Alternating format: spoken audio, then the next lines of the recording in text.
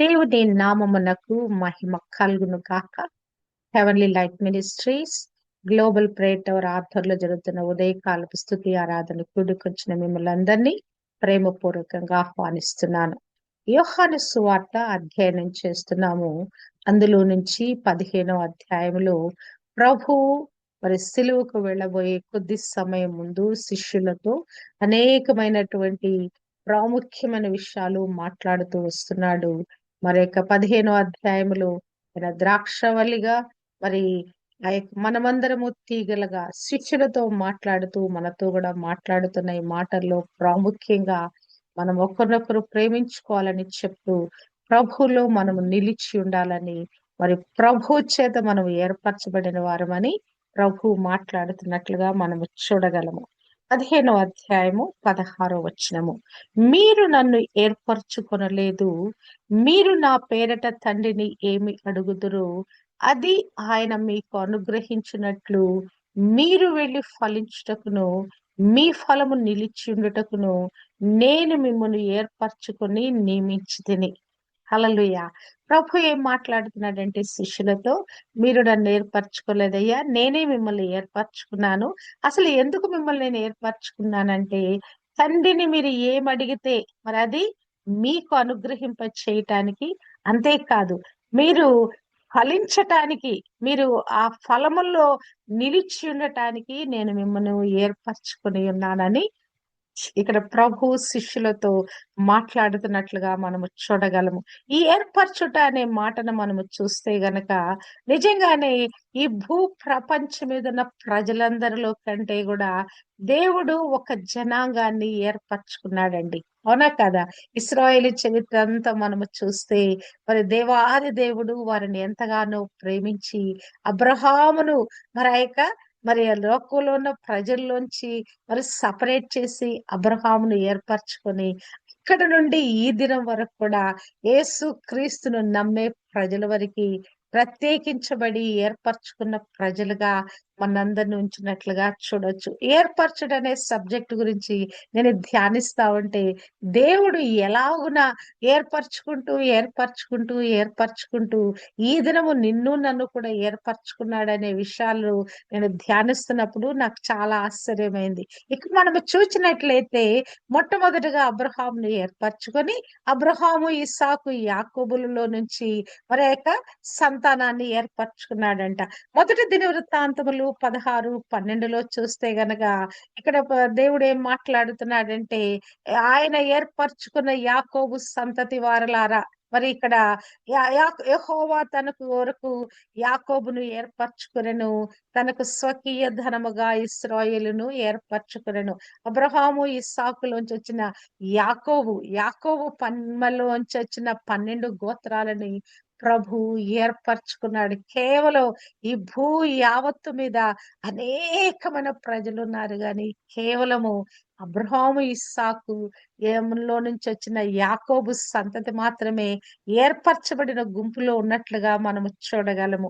మరి ఇక్కడ వీరిని ఏర్పరచుకొని ప్రభు ఏం చేశాడంటే అపోస్తల కార్యము 13:17 అంటాడు, ఈ ప్రజలను మన పితరులను ఏర్పరచుకొని వారిని ఐగుప్తులో నుండి మరి ఆ ప్రజలను హెచ్చించి తన భుజ బలము చేత వారిని తీసుకొని వచ్చెను. అంటే ఎలాగున ప్రజలను తీసుకొచ్చాడు? తన భుజబలము చేత తీసుకొచ్చాడు.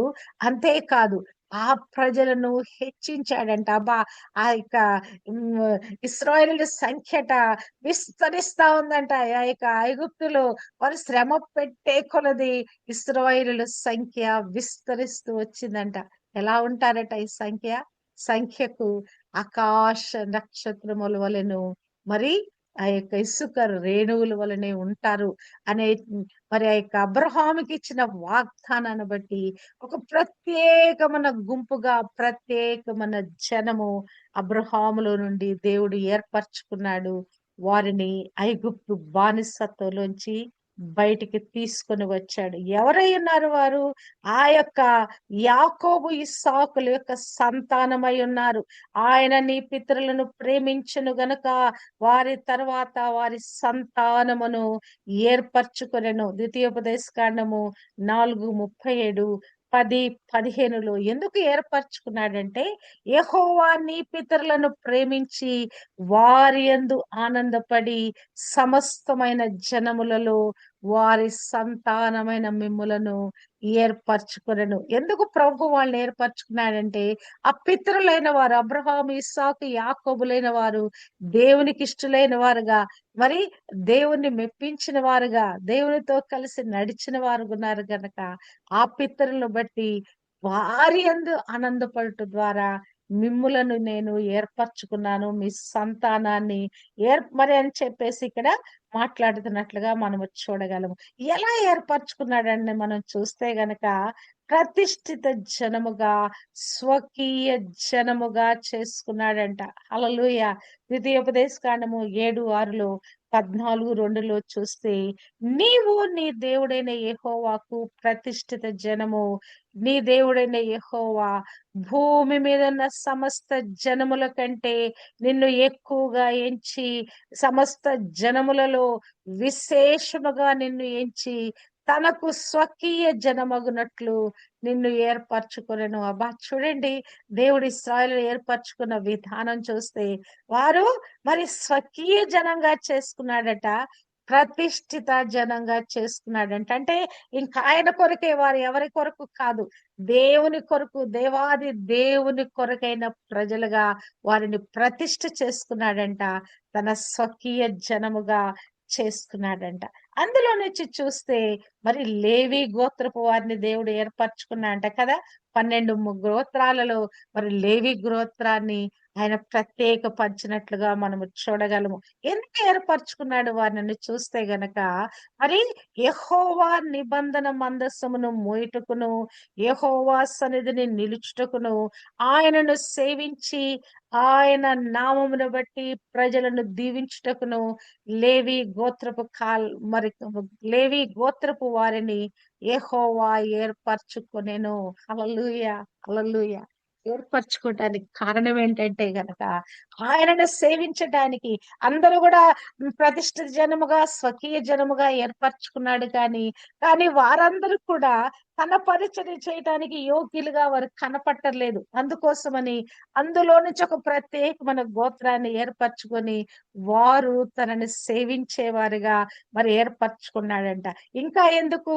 యెహోవా నామమున నిలిచి సేవ చేయుటకు, నిరంతరము గూడా ఆయన నిబంధన నిబంధన మందసాన్ని మోస్తూ ఆయన నామములో సేవ చేయటానికి మరి ఆయన ఏర్పరచుకున్నాడు. అంతేకాదు, మరి ఆయన నామములో ప్రజలను దీవించుటకు వారిని ఏర్పరచుకొనెను. ఈ యొక్క లేవీయులను ఏర్పరచుకున్న కారణంలో ఒకటి దేవుని సేవించుట, రెండవది ప్రజలను దీవించుట. హల్లెలూయా! హల్లెలూయా! ఎంత గొప్ప భాగ్యమండి లేవీయులకి. అంతేకాదు, మరి లేవీయులుగా ఉండటమే కాదు గాని, ఆ లేవీయులు మరి తనకు పరిచారము, మరి పరిచారకులుండి ధూపం వేయటానికి, ఆయన సన్నిధిలో నిలబడటానికి, ఆయనకు పరిచర్య చేయటానికి ఆయన ఏర్పరచుకోవటమే కాదు, అందులో నుంచి, ఆ లేవి గోత్రములో నుంచి అహరోనును, యాజకులను ఆయన ఏర్పరచుకున్నాడు. హల్లెలూయా! ఎలాగున? మొదటి సమూయేలు 2:28లో రాయబడినట్లుగా, నా అతడు నా ముందర ఏఫోదును ధరించి నా బలిపీఠం మీద అర్పణమును, ధూపమును అర్పించుటకై నాకు యాజకుడగునట్లు ఇశ్రాయేలు గోత్రములో నుండి నేను అతనిని ఏర్పరచుకొంటిని. హల్లెలూయా! ఒక ప్రత్యేకమైన వస్త్రధారణ ధరించి ఆ బలిపీఠం మీద మరి అక్కడ పరిశుద్ధ స్థలములో, అతి పరిశుద్ధ స్థలములో నా పరిచర్య చేయటానికి వారిని ఏర్పరచుకొని ఉన్నాను అంటున్నాడు. అంతేకాదు, 105:26 కీర్తనలు అంటాడు, అహరోనుని ఏర్పరచుకున్నాడంట. అబ్బా! చూడండి, హల్లెలూయా! యాజకులుగా, యాజక కుటుంబంగా అహరోనుని ఏర్పరచుకున్నాడంట. మరి తర్వాత మనం చూచినట్లయితే దావీదుని ఏర్పరచుకున్నాడంట. ఆ తర్వాత మరి దావీదులోంచి వచ్చే ఆ సంతానాన్ని ఆయన ఏర్పరచుకున్నాడు. నా సేవకుడైన దావీదు సంతానమును నేను ఏర్పరచుకున్నానని ప్రభు మాట్లాడుతున్నాడు. దేవాది దేవుడు మాట్లాడుతున్నాడు. నిజంగానే దేవుని యొక్క ఈ ప్రణాళిక చూస్తే గనక అలనాడు అబ్రహామును పిలిచిన నాట నుండి ఈ దినం వరకు కూడా ప్రభువును సేవించే వారిగా మరి మనమందరము మలచబడేంత వరకు కూడా దేవుడు ఏర్పరచుకున్నటువంటి ఈ యొక్క ఆ గుంపులో మనను ఉంచాడండి. తర్వాత ప్రభు ఆ దావీదు సంతానములో నుండి క్రీస్తు ప్రభును ఏర్పరచుకున్నాడు. యెషయా 42:1 చూచినట్లయితే, ఇదిగో నేను ఆదుకును నా సేవకుడు, నేను ఏర్పరచుకొనిన వాడు, నా ప్రాణమునకు ప్రియుడు, అతని యందు నా ఆత్మను ఉంచి ఉన్నాను. ఇదే మాటలు మత్తయి 12:18 కూడా రాయబడింది. ఈయన నా సేవకుడు, ఈయన నేను ఏర్పరచుకుంటుని, ఈయన నా ప్రాణమునకిష్టమైన నా ప్రియుడు, ఈయన మీద నా ఆత్మను ఉంచెదను. హల్లెలూయా, హల్లెలూయా. క్రీస్తు ప్రభు కూడా ఏర్పరచబడిన వాడై ఈ లోకానికి వచ్చినట్లుగా మనము చూడగలము. మరి ఆ తర్వాత క్రీస్తు ప్రభు ఇప్పుడు మాట్లాడుతున్నట్లుగా అపోస్తులైన 12 మందిని ఏర్పరచుకొని ఉన్నాడు. ప్రభు ఏం చెప్తున్నాడు? ఈ 15వ అధ్యాయము ఈ 16వ వచనంలో మనం ధ్యానిస్తున్నట్లుగా, మీరు నన్ను ఏర్పరచుకొనలేదు, నేనే మిమ్మల్ని ఏర్పరచుకొని ఉన్నాను. మీరు ఫలాలు ఫలించటానికి, మీరు తండ్రి నా నామమున ఏం ప్రార్థన చేసినా పొందుకోవటానికి మిమ్మల్ని ఏర్పరచుకొని ఉన్నానని చెప్పాడు కదా. మరి యోహాను 6:70లో యేసుక్రీస్తు ప్రభు నేను 12 ఏర్పరచుకోలేదా అంటున్నాడు. మరి అపోస్తుల కార్యము 1:1లో యొక్క అపోస్తులందరూ కూడా ప్రభు చేత ఏర్పరచుకున్న మరి అపోస్తులు ఉన్నట్లుగా మనము చూడగలము. ఆ 12 మందిలో మరి ఆ 12 మందే కాకుండా మరొక వ్యక్తిని కూడా ప్రభు ఏర్పాటు చేసుకుని ఉన్నాడు. ఎవరంటే పౌలు.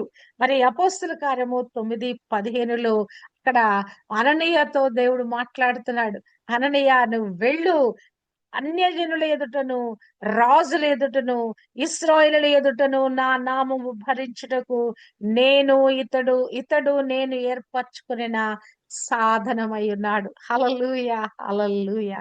అంటే దేవుని సేవించే అపోస్తులను కూడా మరి దేవుడు ఏర్పరచుకొని ఉన్నాడు. అవునా కాదా? అంతేకాదు, మరి ఈ దినము నిన్ను నన్ను కూడా ఏర్పరచుకొని ఉన్నాడండి. శిష్యులను ఏర్పరచుకున్నట్టే కాదు, మరి దుర్మార్గంగా మరి క్రీస్తు ప్రభుని అర్థం చేసుకోకుండా మరి క్రైస్తవుల్ని హింసించిన పౌలును కూడా ఏర్పరచుకొని ఉన్నాడు. ఈ దినము నిన్ను నన్ను కూడా ఏర్పరచుకొని ఉన్నాడని, ఏర్పరచబడిన గుంపులో మనమున్నామని మనము సంతోషిద్దాము.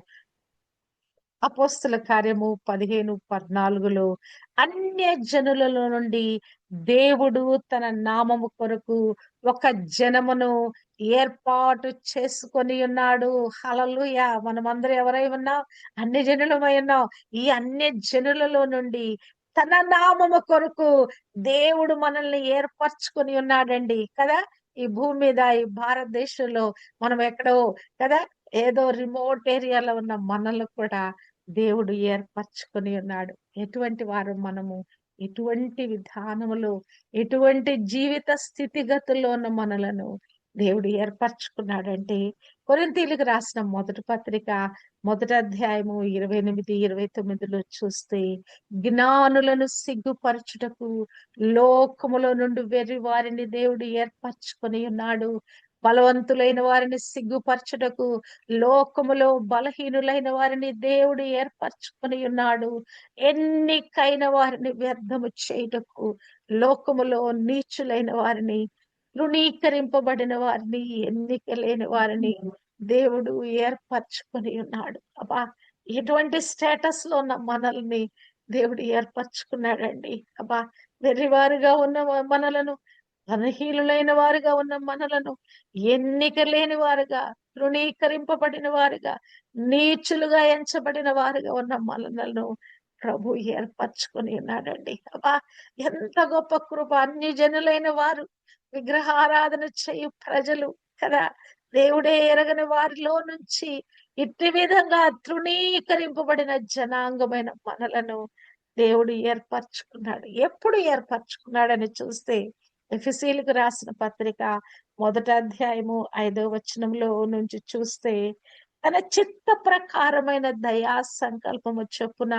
యేసు క్రీస్తు ద్వారా తనకు కుమారులుగా స్వీకరించుటకై మనలను ముందుగా తన కోసము నిర్ణయించుకొని అబ్బా క్రీస్తు ప్రభులో తన చిత్త ప్రకారముగా మనము మరి ఆయనకు కుమారులుగా చేయబట్టానికి దేవుడు ఏర్పరచుకున్నాడంట. ఎప్పుడంటే చూస్తే గనక మనము తన ఎదుట పరిశుద్ధులమును నిర్దోషులమునై ఉండవలనని జగత్తు పునాది వేయబడక మునుపే ప్రేమ చేత క్రీస్తులో మనలను ఏర్పరచుకొనెను. అబ్బా ఎప్పుడు ఏర్పరచుకున్నాడండి?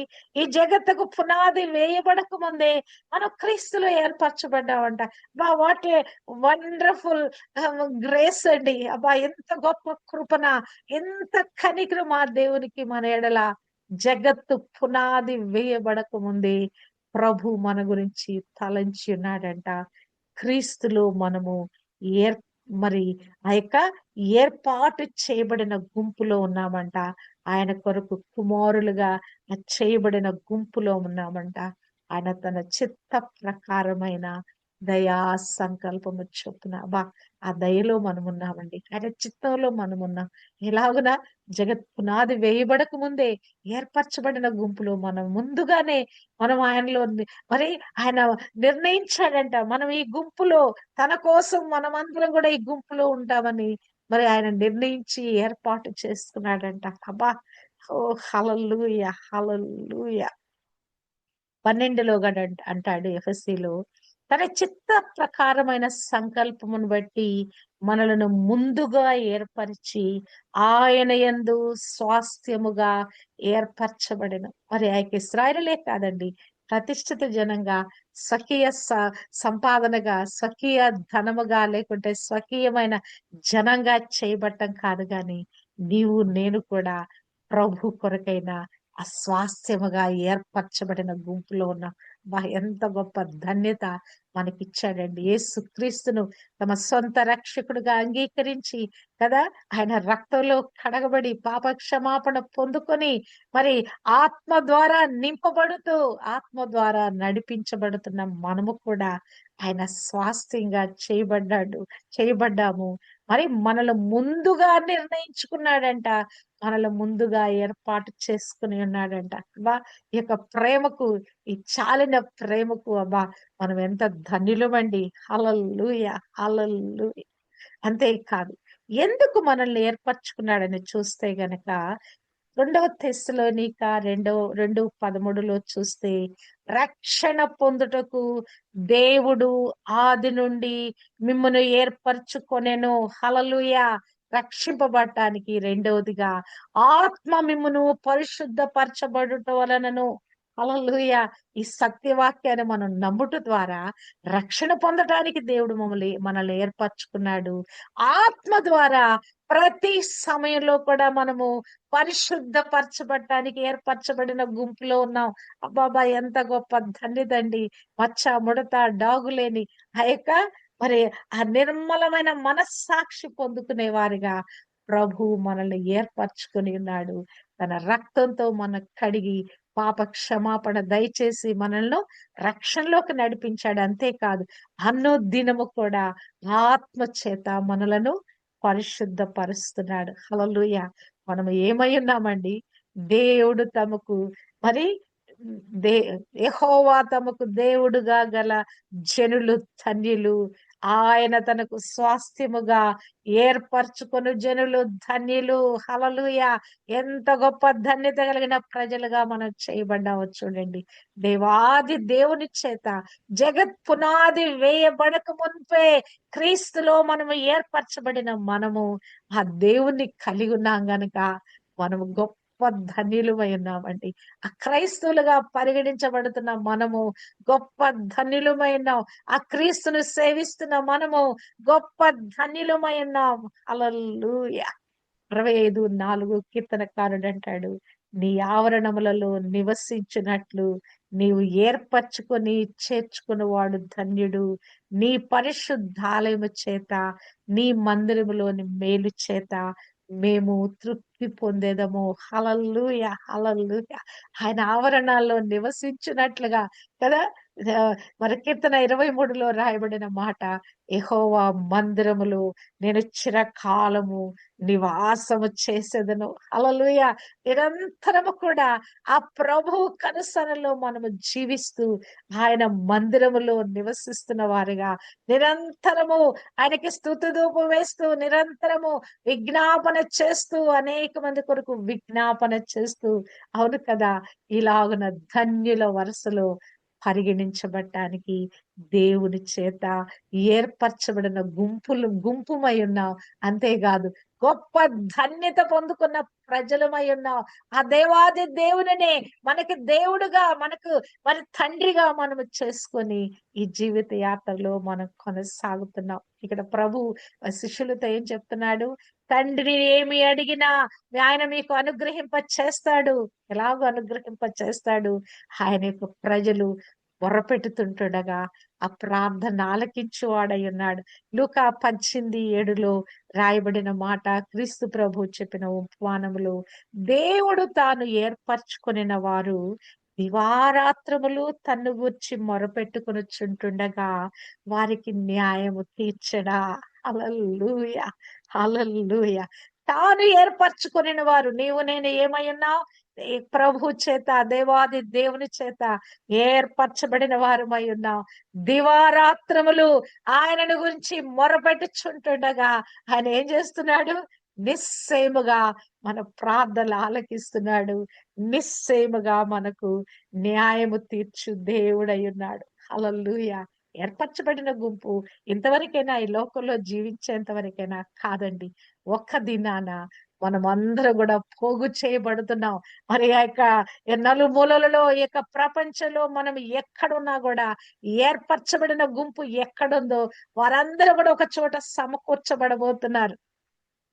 మత్తయి సువార్త 24:31లో, మార్కు 13:27లో చూస్తే గనక ఆయన గొప్ప బూరతో తన దూతలను పంపును.